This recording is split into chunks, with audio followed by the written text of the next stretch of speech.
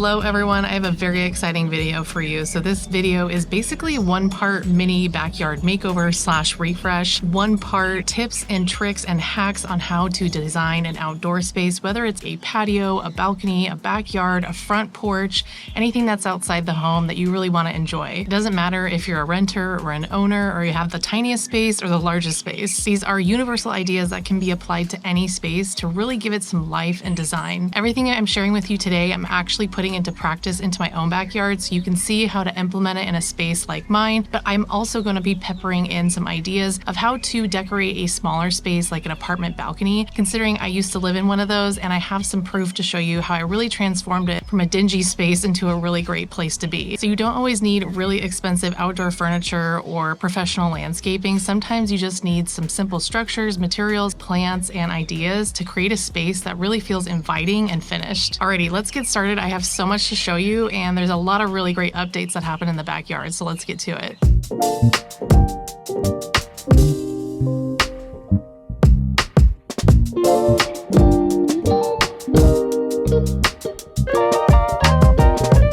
I think most of us wouldn't leave raw subfloor or concrete on the ground unless that's an intentional design choice, so outdoors it's no different. Ground cover isn't just about function, it defines areas, creates pathways for direction, and also just becomes a design element. Gravel, mulch, and stepping stones are probably around like $5 or less each at your local hardware store, which makes them the most budget-friendly way to upgrade your outdoor space. And of course, outdoor rugs and decking tiles instantly add some style to the space as well as some comfort.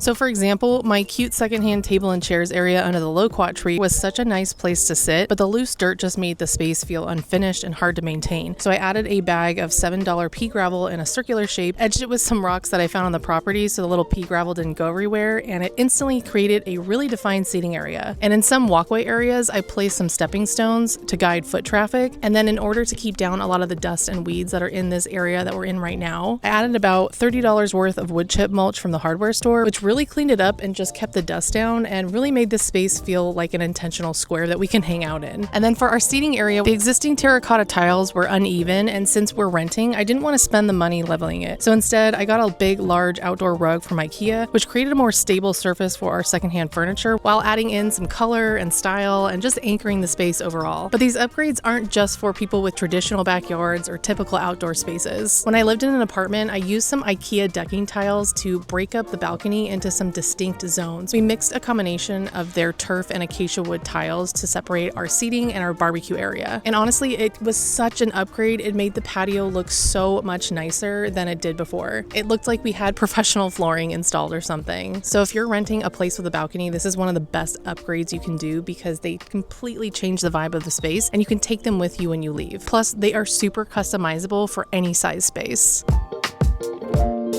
And just a quick ground cover tip, not all of it can be treated the same way. Gravel really needs a defined border, something like rocks or like garden edging, so that it doesn't kind of just spill out everywhere and look really messy. And stepping stones should be partially buried into the ground so that they're not a tripping hazard and that they're secure when you walk on them. They should be almost even with the ground level. And then if you want to do mulch and wood chips, they do break down over time, so just expect to kind of replenish them every 6 months or so.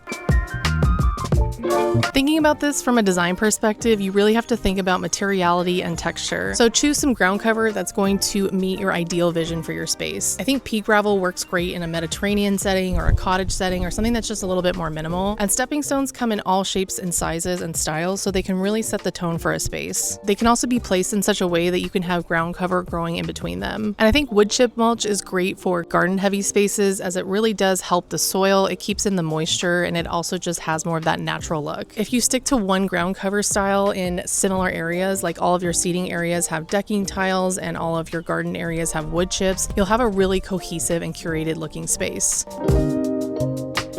So a quick little DIY project and a little update to the garden here. I'm just going to be adding some more mulch into this area. I recently refreshed this space by adding a bunch of native flowers, some I planted from seed and others that I got from a nursery. The hope is that by summer this will kind of act as a colorful wall for pollinators to really enjoy. just putting the wood chips on top of the weeds for now, because come May, they're just gonna burn off and die anyways. It's not the worst to have some weeds in the yard, so I'm not super worried about it. So I got this apron, I think for my birthday last year, and I was using it for like barbecuing, but it's been such a good like gardening apron, and so it like really helps me not ruin all of my shirts. But I really like the way this is looking. I think it feels so much more finished and just clean, but I do think that adding some more stepping stones here would just kind of complete the path. So I really want to do that as well. So let's do that really quick.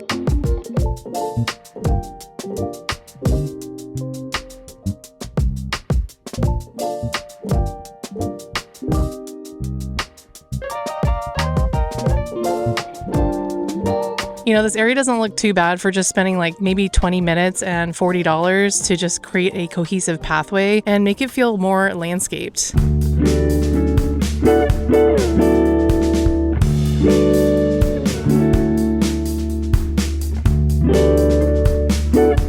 So you can make any outdoor space feel well designed and functional as long as you create some distinct zones that have a purpose. It's just like creating a little reading nook in your living room with a chair and a lamp and some books. Outdoors, using smaller elements like a well-placed planter or some table and chairs or a trellis can be just as effective as using a big outdoor dining set. I think even in a minimalist space, clearly defined areas make the biggest impact. So for example, I'm trying to make my entire yard feel full and refined, and I'm trying not to ignore any kind of like random corners where I could put something intentional. So we're over here near my loquat tree, and I have some beds and a little table and chairs, but I also had this like dead area, and there was nothing wrong with it, and it wasn't really detracting from the yard, but it wasn't really adding anything either. So I placed a half wine barrel and overplanted it with herbs and flowers. I've got borage, dill, chamomile, and nasturtiums that I grew from seed, plus some nursery plants that were only $5 each. And here's what it's looking like now.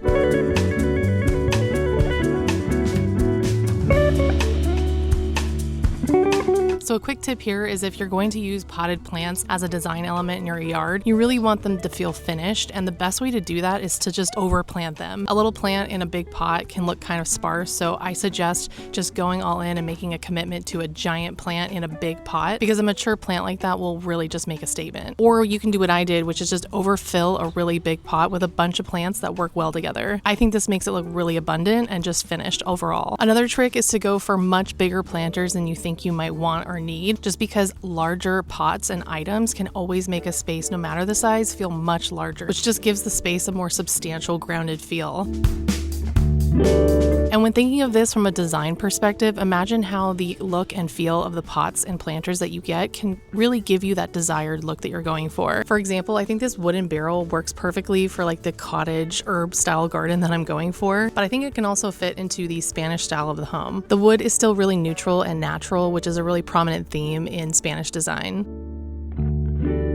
So I'm not really loving the randomness of all these little pots that are the same size grouped next to this really big pot. So as a quick little DIY project, I have this other wine barrel here that I want to put some of my lavender into. I actually dug it up and moved it in the yard because it wasn't doing so well where it was. But now that it's about to bloom, I really want to kind of give it a place to shine. And I think having some more cohesive pots over here can make more of a statement. And I think choosing a different size just gives it a really nice variation.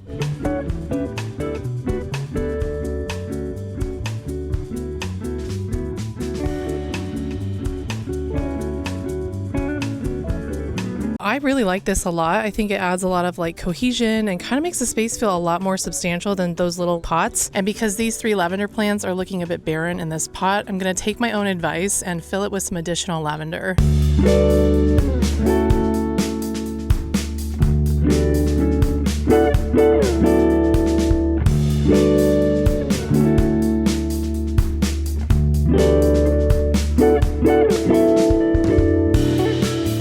Now this little space has a definitive purpose. It's my own little private herb garden, and it smells really good, and the pollinators love it.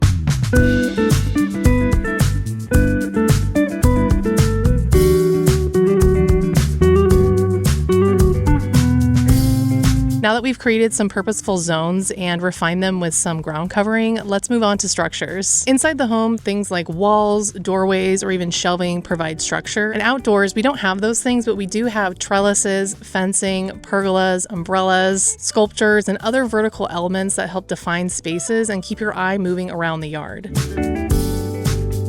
So for example, I wanted to create some kind of visual division amongst this little flat area right here and then the little walkway where we just put the stones. There was some kind of division due to the fact that there's like a little curb or wall, but it really didn't feel like much. So I ended up finding this little old black metal fence on the property that was being completely unused, and I placed it in the middle of this area just to create some kind of separation and make you feel like there's a little fence or a wall so that this flat area becomes its own little zone. And then to further that idea, last summer I filled this area with winter squash, beans, zucchini, and some native flowers, and then after the summer I replaced it with all of these native plants and pollinator flowers that I either grew from seed or I picked up from the nursery for like $15 or less. And then to take this concept even further, I went on Amazon and found this $30 trellis, and I added it to the right side of this fence to further just define the walkway that was coming off of the patio. This trellis was really easy to set up, and I've always wanted a passion fruit plant of my own, so I planted this $30 passion fruit vine last June and just started training it to grow over the top of the trellis. And then to fill it out while it just establishes, I planted 6 sweet pea plants to hopefully meet it in the middle, which smell and look so amazing while they bloom. So for $60 total, this trellis adds structure and vertical interest, and now it's become a really functional space for food production. I literally can't wait to walk underneath the arch and just like pull a passion fruit down.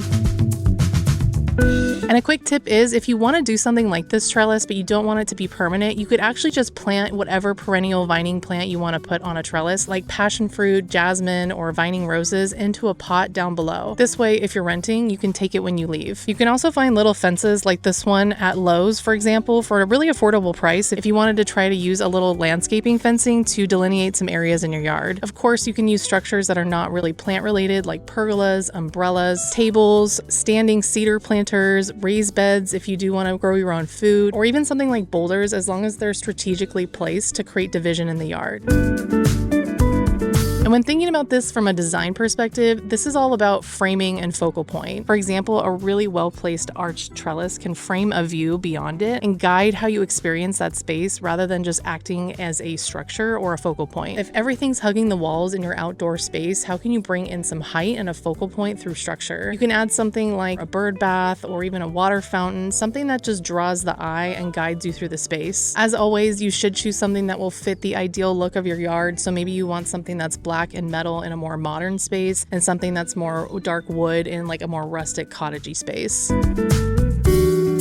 So as a quick little DIY and a fun garden update, I wanted to create some kind of delineation between the patio space that I'm sitting in now and the flat wood chipped area where we were. I feel like there is some division because there's kind of like a curb wall that separates it. It's a little bit higher up here than it is down there. However, there really isn't a delineation unless I like put up a wall kind of at the end of these bricks here that lead into the wood chip area. So I got this cedar bed from Epic Gardening. It's really big, but not too big. And I think it's at the right height where it's going to add some delineation. So once I plant things in there, the greens will come up and kind of just create like an additional wall, not really for privacy, but just to kind of enclose in the patio space. I really like the idea that all of these pieces in this bed were pre-cut and I didn't have to go to the hardware store and build something myself. And cedar is a little bit more expensive because it's weatherproof, so this is going to age and look really good over time. I thought about maybe putting in some lemongrass in here or ginger, but then I remembered that I don't really have an area to put my potatoes, considering they took up half of the yard last year, and this bed would be the perfect spot for them because it's really deep.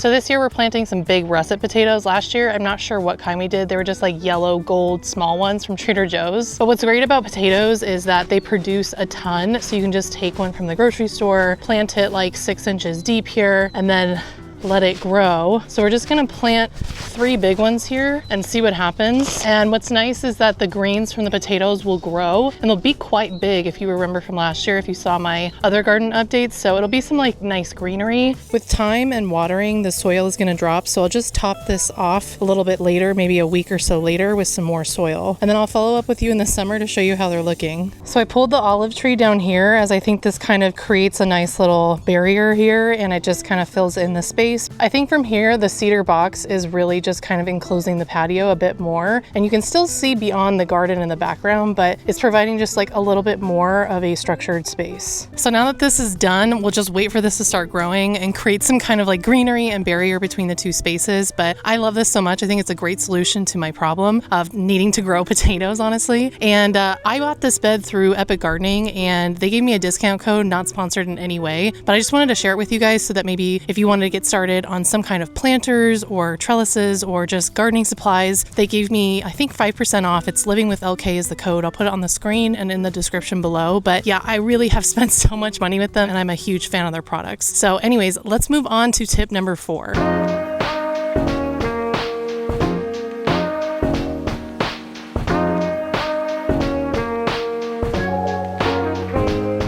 So now that we've defined zones, brought in some ground cover, and created some structure, the next step is layering. Just like styling a room with weighted pieces and tall focal points and small details, outdoors we can mix tall trellises, mid-sized planters, outdoor lighting, good ground cover, and mid-sized statement pieces to create a space that's inviting and dynamic instead of flat and unfinished. The goal here is to really create some depth and balance while moving the eye throughout the space. So for example, I already started doing this with the trellis as well as the cedar bed that we just made, but I also wanted to create some more mid-level focal points. So instead of keeping all of my strawberries in a raised bed or a big pot, as those are lower to the ground like most of my plants, I built this tiered tower using Dollar Tree pots. It's a practical option for small spaces like balconies, patios, or even a front porch. And it's great for growing just about anything from flowers to strawberries, lettuce, or even herbs. In addition to some static verticality like these towers, I also have brought in some movement and some verticality with wind chimes, as well as this little bird bath over here. I found this old bird bath stand on the property and then thrifted a pot and turned this whole thing into a faux water fountain / bird bath. I'm getting the fountain effect with a solar powered fountain from Amazon, and sometimes I take it out for the birds. And for something so affordably made, it makes such a statement.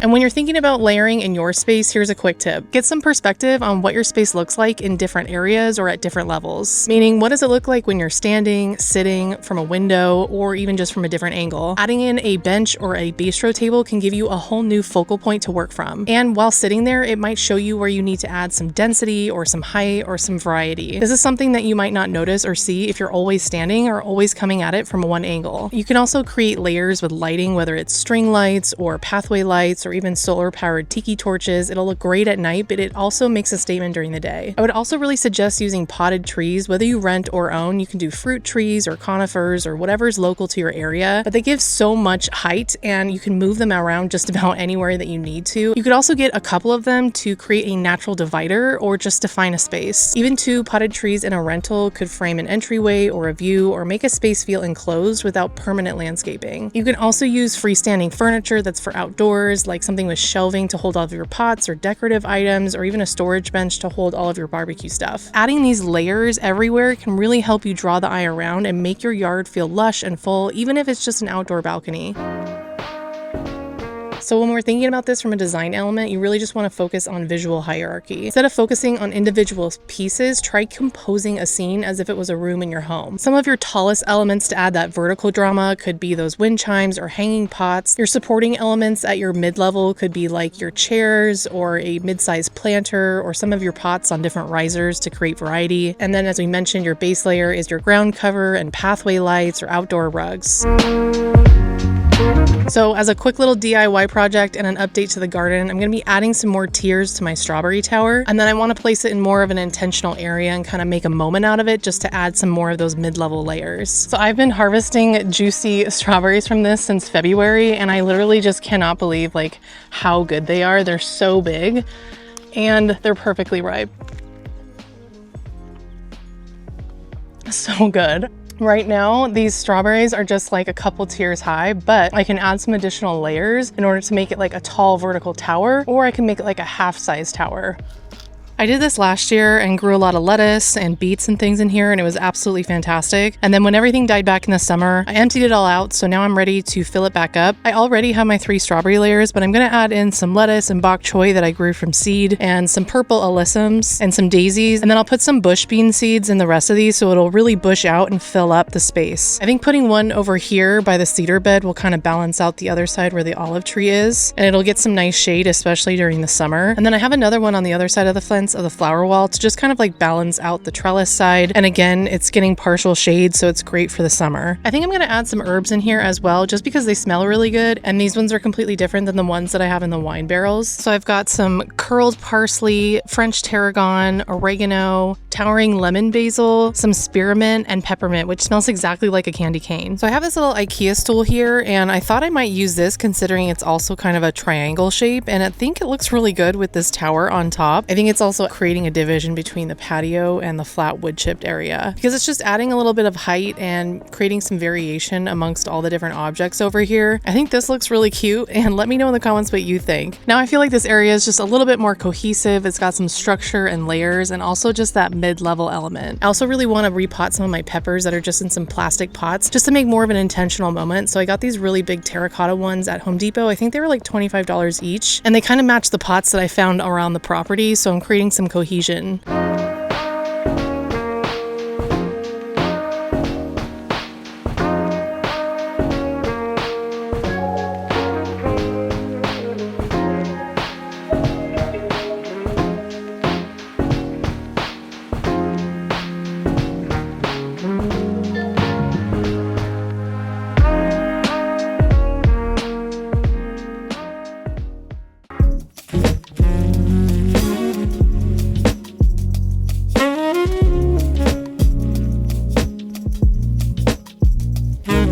But if you're feeling like you've done all of these tips that we've talked about and something still just feels off, it's probably because you have not defined an overall style in your yard. Committing to a look, whether it's minimal, modern, southwestern, cottage, or something in between, is going to be the difference between a space that feels randomly thrown together and something that feels curated and complete. You can create a committed look by sticking to a consistent set of materials like terracotta and teak, or black metal and dark wood, or by using matching pots and planters, or cohesive pathway stones, or repeating colors all throughout the space. But more than that, you want to think about your space with a clear purpose, whether that's having a really lush cottage garden, or having an edible area to grow your own food, or entertaining space, or maybe just a family-friendly vibe. It's really similar to designing a home as a whole. When you layer in cohesive finishes, materials, and colors, everything just feels more pulled together. The same applies outside. Coordinating everything from textures and styles to even something like fencing can really just make your entire space feel thoughtfully designed. For example, I started with a big wooden bed in the lower half of the garden, built on the cheap with $2 corner blocks and construction lumber. Then I added in this round birdie's bed from Epic Gardening, and at first it felt like progress. I realized that I really like growing my own food, and I really loved the idea of using raised beds as removable landscaping. But over time, the space was overrun by weeds and gophers, and even though I had some strawberries thriving in the round bed and some leftover potatoes and heirloom tomatoes in the square bed, the whole area ended up just feeling like this random collection of things instead of an intentionally designed space. So I committed to one style, one setup, one vibe. I moved the strawberries into a wine barrel and put it on the other side of the garden since they're only in season from spring to summer. Then over the next few months, I saved up and got some more birdies beds to match the round one. They're configurable in a few different ways, so I went with the 4x3 size to fit the space perfectly. And even with just 2 matching beds, the space was already starting to look so much more pulled together. As time went on, I added more. One rectangle, then another square, and then completely by chance, I found a bigger, taller birdies bed on Facebook Marketplace for only $50. Now this whole area looks super intentional and put together while also being a functional space to seriously grow my own food. It really took some time to bring this space together, but I'm so glad I did because it has made such an impact on the entire overall feel of the yard. And just a quick tip if you're wanting to do something similar like this, I knew I needed a long-term solution for weeds and gophers, so I decided to invest in chicken wire and a good base layer of cardboard secured with landscaping staples. To bulk up the beds without spending a fortune on soil, I reused the soil from my old beds, which is already full of nutrients, and then added some logs, literally the ones that you can get from the grocery store for fireplaces, dead tree trimmings, dried leaves, and I even cut up our old Christmas tree stumps from the last 2 years. Then I topped everything off with new compost, soil, and mulch. mulch. The logs and organic material will break down over time, improving the soil naturally while saving money on extra dirt. So when thinking about this from a design perspective, we're really incorporating every other tip that I discussed in this video, as well as like repetition and unity. To really tie the space all together, I made sure to choose the same color of beds, and I chose this softer green specifically just because I feel like it added to the real verdant vibe back here. And then to add in some of my ground covering and contrast and to make it feel a little bit more connected together, I covered all the surrounding ground in these natural wood chips. They're a little bit more expensive than the ones I used in the flat area, but they look so good. The wood chips also hide the extra cardboard and chicken wire around the beds and suffocate the Bermuda grass and other weeds. Now, instead of this area giving half-assed, it really does look super intentional and cohesive and really well designed, and it's kind of giving my own like small homestead vibe. I'm growing so much food here, like celery, garlic, kale, chickpeas, sunflowers, cucumbers, squash, watermelon, and so much more. So as a quick little garden update, I'm going to kind of just update the wood chips around here and define the area around the pepper pots that I just upgraded in the last tip. I love using these natural wood chips because they're chunkier and they just have a really nice natural vibe to them. And they smell like cedar, which is a really nice addition to like the sensory vibe out here. Now this space feels like a deliberate design choice rather than just some random floating beds. And I love it so much. This is my favorite part of the garden and the biggest update I've done to this yard so far.